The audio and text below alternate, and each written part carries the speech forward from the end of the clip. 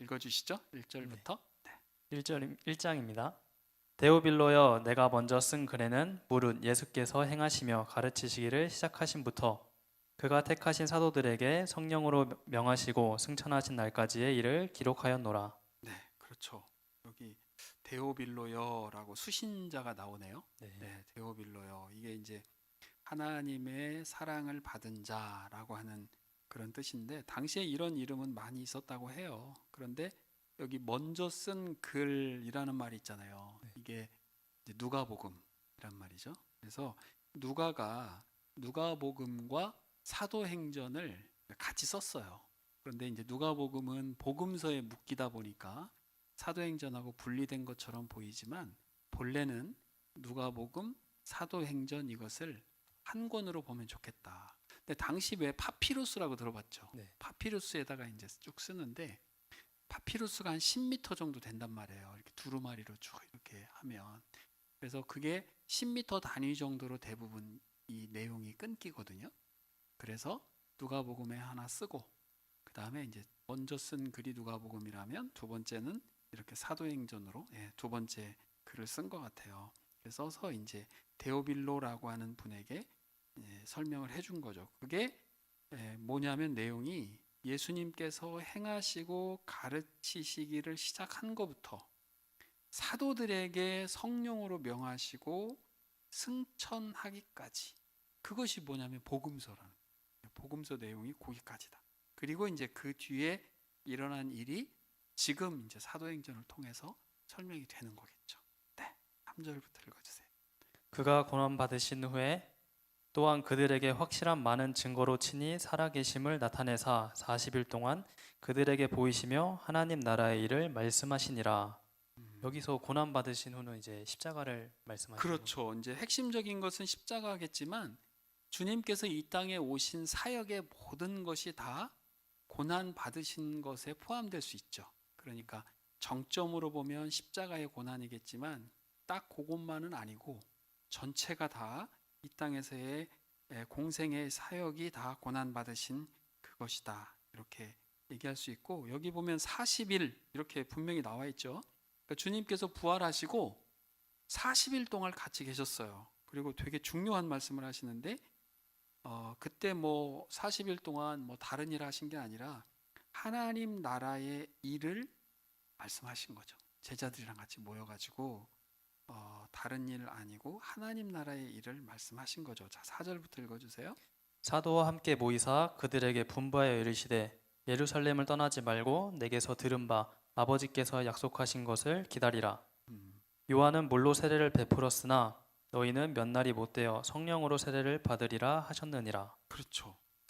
어디 가지 마라. 가지 말고 아버지께, 그러니까 하나님이시죠. 성부 하나님께서 약속하신 게 있는데 그것이 뭐냐면 성령으로 세례 받는 거야. 그러니까 그 세례를 받기까지는 예루살렘 떠나지 말고 기다리라. 기다리라. 이 말씀 하셨어요. 6절요. 그들이 모였을 때 예수께 여쭈어 이르되 주께서 이스라엘 나라를 회복하심이 이때니까 하니. 아, 안타까워. 또 안타까워. 왜 안타깝냐면 40일 동안 예수님께서는 하나님 나라의 일을 가르쳤다고 했는데 이 사람들 질문하는 거 보세요. 이스라엘 나라를 얘기하는 거예요. 그러니까 예수님의 관심은 하나님 나라에 대한 것인 거죠. 하나님 나라가 뭐예요?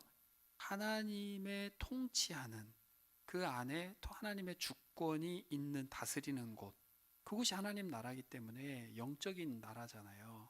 그 하나님의 나라를 이야기하고 있는데 이 사람들은 지금 로마의 압제를 받고 있기 때문에 거기서부터 해방이 돼서 지상의 나라, 지금 현재 자신들이 디디고 있는 그 땅, 그 이스라엘의 나라가 도대체 언제 회복되는 겁니까? 라고 지금 묻고 있는 거예요. 7절부터 8절까지 읽어주세요. 이르시되 때와 시기는 아버지께서 자기의 권한에 두셨으니 너희가 알 바 아니요 오직 성령이 너희에게 임하시면 너희가 권능을 받고 예루살렘과 온 유대와 사마리아와 땅끝까지 이르러 내 증인이 되리라 하시니라. 그렇죠. 네, 때와 시기. 사람들은 때와 시기 알고 싶어 해요. 그렇죠. 시계도 만들고 뭐 달력도 만들고 이러면서 나는 언제 결혼해야 되지? 나는 언제 뭘 해야 되지? 이렇게 본인들이 때와 시기를 많이 결정하려고 하죠. 그러나 물론 이제 여기에서 하나님의 나라가 완성되는 그때, 그때는 하나님만 아신다. 이제 재림의 때이겠죠. 하나님만 아시는 건데 사람들은 많이 알고 싶어 한단 말이에요. 그러나 때와 시기는 하나님의 영역이에요.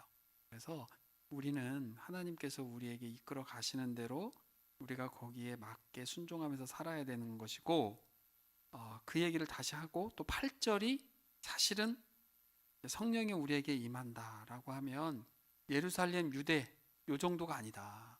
사마리아와 땅 끝까지, 그리고 우리가 해야 될 일이 증인이죠. 네, 이 증인이라고 하는 것은 뒤에도 계속 나오지만 예수 그리스도에 대한 이 모든 일들에 대한 증인이 되라. 그래서 사도행전의 주제 말씀을 딱 한 구절만 골라라라고 한다면 당연히 그렇죠. 8절이겠죠. 네, 읽어주세요. 이 말씀을 마치시고 그들이 보는 데 올려져 가시니 구름이 그를 가리어 보이지 않게 하더라.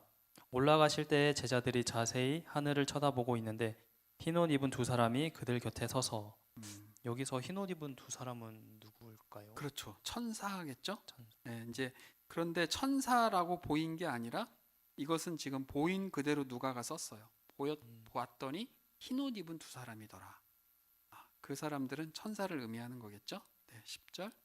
네, 이르되 네, 갈릴리 11절이죠. 네. 이르되 갈릴리 사람들아 어찌하여 서서 하늘을 쳐다보느냐 너희 가운데서 하늘로 올려지신 이 예수는 하늘로 가심을 본 그대로 오르시리라 하였느니라. 네, 재림에 대한 약속입니다. 12절. 제자들이 감람원이라 하는 산으로부터 예루살렘에 돌아오니 이 산은 예루살렘에 가까워 안식일에 가기에 알맞은 길이라. 네. 안식 가깝다는 뜻인가요? 그러니까 이제 옛날 이 사람들이 가지고 있었던 규례에는 안식일에 아무것도 하지 말라 그랬잖아요. 네. 그래서 안식일에는 최소한의 거리밖에 못 가는 거예요. 우리로 이게 이제 당시 2000 규빗인데 규빗이 알죠? 요 손끝에서부터 팔꿈치까지가 한 규빗이잖아요. 통상 45cm 정도 되는데 45cm 하면 조금 복잡하니까 그냥 1m에 한 2규빗 정도로 본다고 하면 당시에 2000 규빗 정도를 이제 정한 것 같아요. 우리로 치면 1km 정도 되겠죠. 1km 정도 떨어져 있는 길이고 구체적으로 말씀을 하시는 것이 감람원이라고 하는 산, 여기에서 예수님께서 승천하셨다라고 하는 것을 가르쳐 주는 것 같아요. 13절. 들어가 그들이 유하는 다락방으로 올라가니 베드로, 요한, 야고보, 안드레와 빌립, 도마와 바돌로메, 마테와 및 알페오의 아들 야고보, 셀로린 시몬, 야고보의 아들 유다가 다 거기 있어 여자들과 예수의 어머니 마리아와 예수의 아우들과 더불어 마음을 같이하여 오로지 기도에 힘쓰더라. 네, 여기 이제 제자들이 사도들이 쭉 나오고 그 뒤에 좀 특이하죠. 예수의 어머니가 이제 등장하는 거예요. 예수의 어머니하고 동생들이 우리 복음서에 보면 예수님 안 믿었잖아요. 네. 왜 그러시냐고, 집으로 가자고 막 찾으러 다니고 가출한 것처럼, 자기 형이 가출한 것처럼 막 동생들하고 누이들이 막 찾아다니고 이랬었는데 부활하면서 아마 이분들이 예수님을 구원자 메시아로 분명하게 받아들였다라고 하는 것을 알 수 있죠. 그래서 이미 이때부터는 같이 함께 모여서 기도하는 무리에 속해 있는 거예요. 네. 모인 무리의 수가 약 120명이나 되더라. 그때 베드로가 그 형제들 가운데 일어서서 이르되 형제들아 성령이 다윗의 입을 통하여 예수 잡은 자들의 길잡이가 된 유다를 가리켜 미리 말씀하신 성경이 응하였으니 마땅하도다. 네. 시편 41편 9절에 보면 이 유다를 이제 지칭할 만한 구절이 나오거든요. 근데 우리는 그냥 그런 게 있구나 정도 넘어가도 괜찮고요. 성령이 다윗의 입을 통하여 말했다라고 하는 말은 이 시편을 다윗이 썼는데 결국은 다윗의 뒤에 누가 있었다는 거예요? 성령님. 그렇죠. 그래서 시편도 우리가 시 있잖아요. 시를 보면 시인이 쓴다고 생각한단 말이에요. 모든 성경은 하나님의 감동으로 되어 있는데 그럼 시편도 그런 거냐? 당연한 거예요. 왜냐하면 성령이 그 시인의 마음을 움직여서 기록하게 하고 그것이 하나님께 시인의 고백으로 올려졌는데 하나님께서 그것을 성경으로 허락했기 때문에 우리에게 지금 성경으로 자리 잡고 있는 거거든요. 그런데 이미 시편 41편에 이렇게 유다를 지칭할 만한 그 말씀이 이미 성령으로 기록되어 있었다. 지금 그것을 베드로가 얘기하는 거죠. 그러니까 베드로가 이걸 알 정도예요. 사실은 우리가 베드로가 뭐 고기나 잡고 뭐 성경을 전혀 모르는 그런 무지한 그런 사람인 것처럼 생각할지 모르지만 그렇지 않아요. 베드로후서, 베드로전서, 베드로후서, 베드로전후서를 쓴 베드로이기도 하지만 그런 내용들 이렇게 설교한 내용들을 이렇게 보면 이분들은 이미 이런 내용들을 알고 계셨다는 거예요. 네, 17절 봅시다. 이 사람은 본래 우리 수 가운데 참여하여 이 직무의 한 부분을 맡았던 자라. 사람이 불의의 삭스로 밭을 사고 후에 몸이 곤두박질하여 배가 터져 창자가 다 흘러나온지라. 이 일이 예루살렘에 사는 모든 사람에게 알려져 그들의 말로는 그 밭을 아겔다마라 하니 이는 피밭이라는 뜻이라. 네, 이거는 조금 설명을 해야 되겠죠? 그 은 30을 받잖아요. 가룟 유다가 예수님을 팔고 그 값을 받았는데 마태복음에 보면 이 사람이 뉘우쳐요. 네, 양심이 좀 찔렸나 봐요. 그래서 다시 그 사람들에게 가서 그 돈을 던진다고요. 나 이거 받지 못하겠다 하고 집어 던졌는데 여기에 보면 이 사람이 불의의 삭스로 밭을 샀다 이렇게 표현하면 마치 가룟 유다가 그 돈을 가지고 가서 산 것처럼 보여지는데 마태복음에서는 이걸 어떻게 설명하냐면 그 어쨌든 그 사람들이 볼 때는 이게 더럽혀진 돈이기 때문에 성소에 다시 넣을 수 없다. 그래서 그 돈을 가지고 밭을 사요. 그 밭이 이 밭인 거예요. 그래서 예루살렘 사람들이 다 알아.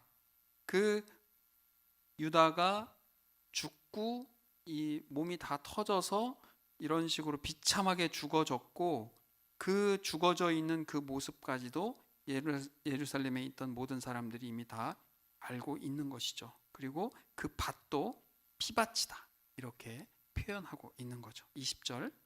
시편에 기록하였으되 그의 거처를 황폐하게 하시며 네, 이 거처가 황폐해졌대요. 네.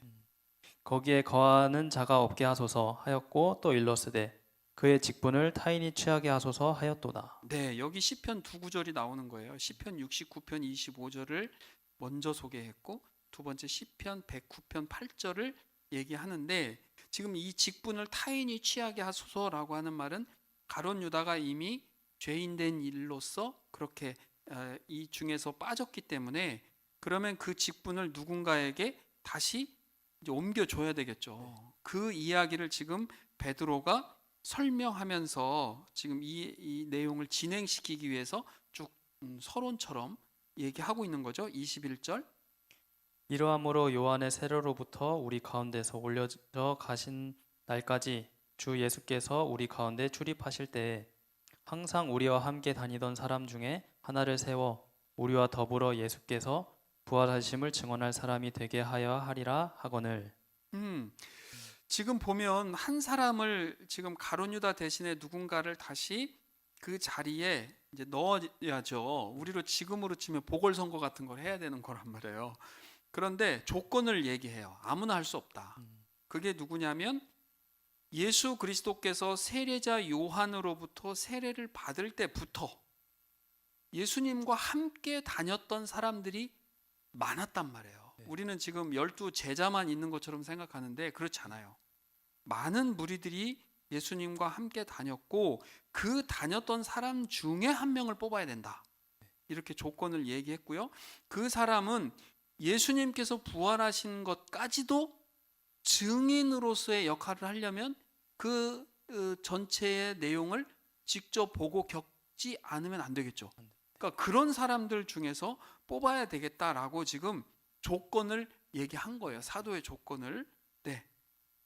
그들이 이 두 사람을 내세우니 하나는 바사바라고도 하고 별명은 유스도라고 하는 요셉이요 하나는 마띠아라. 그들이 기도하여 이르되 무 사람의 마음을 아시는 주여 이 두 사람 중에 누가 주님께 택하신 바 되어 네, 여기 보면 주님께 택하신 바 될 건가라고 얘기하는 건데 지금 주님 안 계시잖아요. 네. 주님 이미 승천하고 가셨는데 사도가 되려면 주님이 택해야 돼요. 그게 사도의 조건이 된단 말이에요. 그런데 여기 주님께서 어떻게 택하실 건가? 이것을 이제 뒷부분에서 설명을 해주는 건데 여기 주님께서 택하셔야 된다라고 하는 것이 아까 2절에도 보면 우리가 읽었던 것처럼 그가 택하신 사도들이라고 얘기하잖아요. 네. 그러니까 주님께서 택하셔야 되는 것은 맞는 이야기여서 이것이 사도의 조건이 되어야 한다라고 하는데 이제 25절, 26절 마저 읽을까요? 봉사와 및 사도의 직무를 대신할 자인지를 보이시옵소서.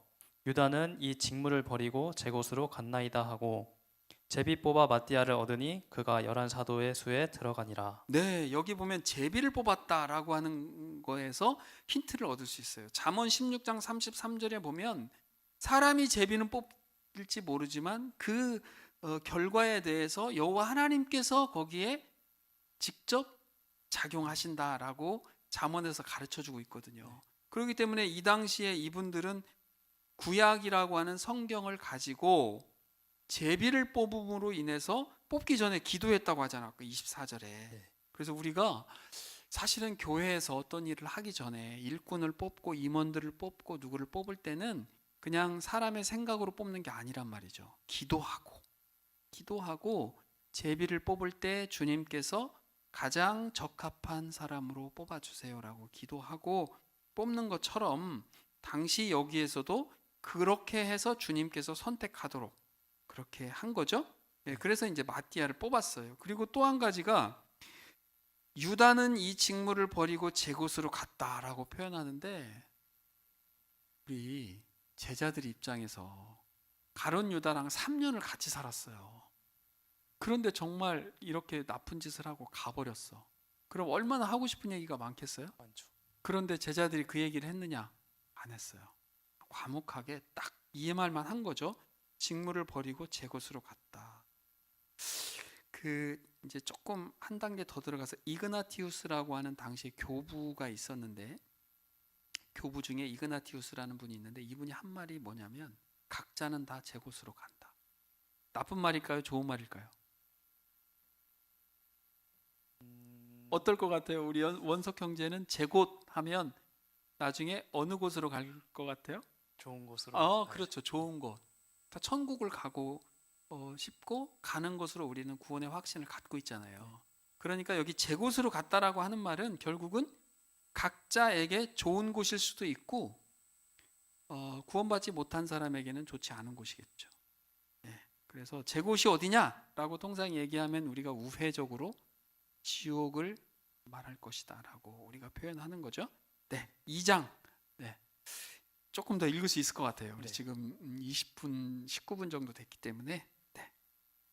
오순절 날이 이미 이름에 그들이 다 같이 한 곳에 모였더니 호련히 하늘로부터 급하고 강한 바람 같은 소리가 있어 그들이 앉은 온 집에 가득하며 마치 부의 혀처럼 갈라지는 것들이 그들에게 보여 각 사람 위에 하나씩 임하여 있더니 그들이 다 성령의 충만함을 받고 성령이 말하게 하심을 따라 다른 언어들로 말하기를 시작하니라. 네, 여기까지.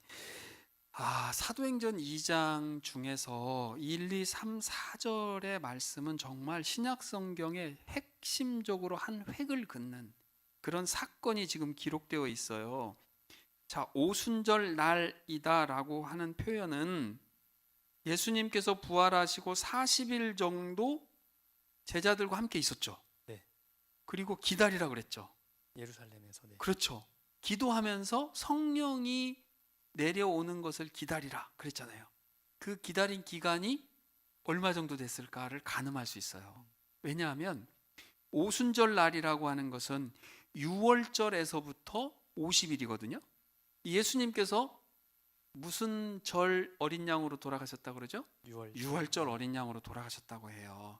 그러면 예수님께서 돌아가셨다가 부활하시고 40일 정도 제자들과 함께 있었다가 50일째가 되려면 대략 10일 정도가 여유가 있겠죠. 네. 그 열흘 정도를 기도하면서 기다렸단 말이에요. 그리고 이 오순절이 뭐냐면 뭐 보리가 나고 그 이후로 칠칠절이라고 해서 77에 49, 그 다음 날 해서 50일인데 그 오순이라는 말이 우리 옛날 어른들이 우리 사순절, 뭐 오순절 이렇게 얘기하듯이 그게 순이 열이거든요. 네. 그러니까 50일째 되는 날인데 이 날보다는 더 중요한 유대적 배경이 뭐냐면 이스라엘 백성들이 출애굽하죠. 네. 홍해를 건너고 광야를 지나서 시내산이 있는 곳까지 이르죠. 네. 시내산에서 하나님으로부터 모세가 율법을 받는 날까지의 가늠이 50일 정도 돼요. 그러니까 유대인들에게는 50일 되는 오순절이 뭐냐면 시내산에서 율법을 받은 날, 율법이 수여된 날, 이렇게 볼 수 있단 말이에요. 그러니까 율법이 내려진 날이었는데 이 날은 뭐가 지금 임한 날이에요? 성령이 임한 날이 된 거예요. 그러니까 신약 시대에 들어서서 성령이 임해진 그 날을 오순절이라고 지금 이야기하고 있고, 그들이 다른 곳에 가서 예수님이 승천하셨대라고 하는 이 엄청난 사건을 여기저기 동네방네 다니면서 막 떠들고 다닌 게 아니라 그 기간 동안 기다리면서 기도했고, 다 한 곳에 모여서 기도했을 때 하늘에서 바람 같은 소리가 났다는 거예요. 바람이 전에도 얘기했죠. 저 히브리어로 바람을 루아흐라고 하는데 이것이 성령의 말이라고 그랬잖아요. 네. 그래서 강한 바람 같은 소리도 있었고 불의 혀처럼 갈라지는 것도 보였단 말이에요. 그러니까 눈으로도 보였고 귀로도 들리는 엄청난 어떠한 현상이 있었어요. 여기 불의 혀처럼이라고 하는 이 혀는 우리가 지금 사용하는 혀인데 모양만 의미하는 것보다는 다음 이어지는 각국 나라 말로 이제 이 사도들이 전했잖아요. 그것의 의미까지 담겨 있는 것으로 보는 거고, 각 사람 위에 하나씩 임했어요. 성령은 그냥 때로 임해지는 게 아니야. 각 사람에게 임하는 거죠. 네, 각 사람에게 임해졌던 것이고, 모든 사람이 성령의 충만함을 받았다라고 얘기하는데 우리 원석 형제도 성령이 임해 있죠. 네. 우리가 성령이 우리에게 임해졌단 말이에요. 임해지는 것은 일생에 몇 번 임해질까? 한 번이죠. 딱 한 번. 딱 한 번 우리에게 성령이 임해졌지만 그 임해진 성령이 여기에서는 동시에 충만함으로 이 사람들에게 지금 느껴진 거예요. 근데 우리도 그렇죠. 우리도 성령이 임해졌고 임해진 성령이 우리에게 충만하게 우리에게 임해지도록, 우리가 늘 충만한 상태면 좋겠지만 사실 우리가 세상에 발을 디디고 살면서 늘 그럴 수는 없죠. 그래서 우리가 충만함을 구하지만 그렇다고 해서 성령이 나갔다가 다시 들어오고 이런 거 아니라는 거예요. 우리는 성령이 임해지고 그 다음에 우리 안에 내재되어 있는, 우리 안에 임해져 있는 그 성령이 우리에게 충만한 상태. 그래서 성령이 말하게 해서 다른 언어들로 말하는 그런 현상까지 지금 간 거예요. 자, 5절부터 그때에 경건한 유대인들이 천하 각국으로부터 와서 예루살렘에 머물러 있더니 유대인들이 그러면 명절을 지키러 그렇죠. 올까요? 네, 유대인들이 이스라엘에만 살았지 않았어요. 뭐 바벨론 포로 생활했다가 안 온 사람들도 많고, 그 다음에 뭐 그 밑에, 그러니까 여기 밑에 보면 소개되는 것이 이스라엘을 중심으로 동쪽에도 있고 서쪽에도 있고 북쪽에도 있고 밑에 이집트 쪽, 네, 알렉산드리아 그쪽 밑쪽도 있고 다 퍼져 있었거든요. 그 사람들이 이제 명절을 맞이해서 예루살렘으로 다 모였죠. 모였을 때 여기 이제 경건한 유대인이라고 하는 분들이 대부분 그런 사람들을 의미하기도 하고, 그냥 유대인이라고 하면 됐지 왜 경건하다고 표현했을까라고 하는 거 보면 그 당시에 유대인으로 개종한 사람들도 있었어요. 그래서 그 사람들도 명절을 지키는 것이 개종한 사람들의 조건이거든요. 개종하고 싶으면 예루살렘에 명절 때 가야 돼 라고 하는 게 조건이기 때문에 이분들도 다 온 거죠. 자, 6절부터 이 소리가 남에 큰 무리가 모여 각각 자기의 방언으로 제자들이 말하는 것을 듣고 소동하여 다 놀라 신기하게 여겨 이르되 보라, 이 말하는 사람들이 다 갈릴리 사람이 아니냐? 우리가 우리 각 사람이 난 곳 방언으로 듣게 되는 것이 어찌 됨이냐? 우리는 바데인과 메데인과 엘람인과 또 메소보다미아, 유대와 갑바도기아, 본도와 아시아, 부르기아와 밤빌리아, 애굽과 및 구레네에 가까운 리비아, 여러 지방에 사는 사람들과 로마로부터 온 나그네 곧 유대인과 유대교에 들어온 사람들과 그레데인과 아라비아인들이라. 우리가 다 우리의 각 언어로 하나님의 큰 일을 말함을 듣는도다 하고. 네, 이제 드디어 앞에 설명한 것처럼 이스라엘을 중심으로 뭐 전후 좌우에 있었던 모든 사람들, 아람어를 쓰기도 하고 헬라어를 쓰기도 하고 밑에 뭐 이집트 쪽에 있는 사람들, 조금 밑에 아프리카 쪽에 있는 사람들, 위에 있는 쪽, 뭐 갑바도기아 우리 잘 알죠, 뭐 터키 쪽 위쪽 전체에 있는 사람들이 다 알아들을 수 있도록 이 성령께서 역사를 하신 거죠. 사실은 한 언어였잖아요. 바벨탑 사건 때문에 다 갈라졌잖아요. 언어가 다 달라졌고, 그런데 여기에서 이 사람들이 하는 말을 통해서 각 지역에 있는 사람들이 말을 알아들을 수 있는 정말 놀랍고 신기한 일을 여기서 지금 보여주고 있어요. 그리고 이 사도들이 한 말이 뭐냐면 하나님의 큰 일을 말했다. 복음이죠. 예수 그리스도에 대한 복음을 선포한 거예요. 12절이요. 다 놀라며 당황하여 서로 이르되 이 어찌된 일이냐 하며, 또 어떤 이들은 조롱하여 이르되 그들이 새술에 취하였다 하더라. 술 취했대. 술 취했다고 얘기하는 거예요. 저 사람들 술 취한 거 아니야? 뭐 이런 정도로 얘기하는 거예요. 어떤 사람들은 매우 놀랍고, 아니 세상에 이게 가능한 일인가? 이렇게 했는데 어디나 보면 복음이 전해지면 조금 거부하고 대적하는 사람들이 있잖아요. 조롱하기도 하고. 그런 사람들이 여전히 여기 있었던 것 같아요. 14절. 베드로가 열한 사도와 함께 서서 소리를 높여 이르되 유대인들과 예루살렘에 사는 모든 사람들아, 이 일을 너희로 알게 한 것이니 내 말에 귀를 기울이라. 때가 제3시니 너희 생각과 같이 이 사람들이 취한 것이 아니라. 네, 여기 제 3시라고 하는 것 전에도 한번 얘기했잖아요. 헬라식은 플러스 6. 그렇죠. 플러스 6. 그러니까 아침 9시인데 생각해봐라 이 사람들아. 우리가 뭐 몇 시부터 술을 마셨기에 이렇게 술이 취했겠냐. 그런 거 아니다라고 조롱하는 사람들에 대해서 이제 그에 맞는 뉘앙스로 지금 받아친 거죠. 우리 그렇지 않다라고 이야기하면서 16절. 이는 고 선지자 요엘을 통하여 말씀하신 것이니 일러스되 하나님이 말씀하시기를 말세에 내가 내 영을 모든 육체에 부어주리니 너희의 자녀들은 예언할 것이요 너희의 젊은이들은 환상을 보고 너희의 늙은이들은 꿈을 꾸리라. 그때에 내가 내 영을 내 남종과 여종들에게 부어주리니 그들이 예언할 것이요 또 내가 위로 하늘에서는 기사를 아래로 땅에서는 징조를 베풀리니 곧 피와 불과 연기로다. 주의 크고 영화로운 날이 이르기 전에 해가 변하여 어두워지고 달이 변하여 피가 되리라. 누구든지 주의 이름을 부르는 자는 구원을 받으리라 하였느니라. 네, 여기까지. 그 요엘서 2장에 나오는 이야기잖아요. 요엘서 2장에 보면 이런 예언된 말씀이 있는데 핵심이 뭐냐면 어느 때가 되면 만민에게 성령이 부어질 것이다.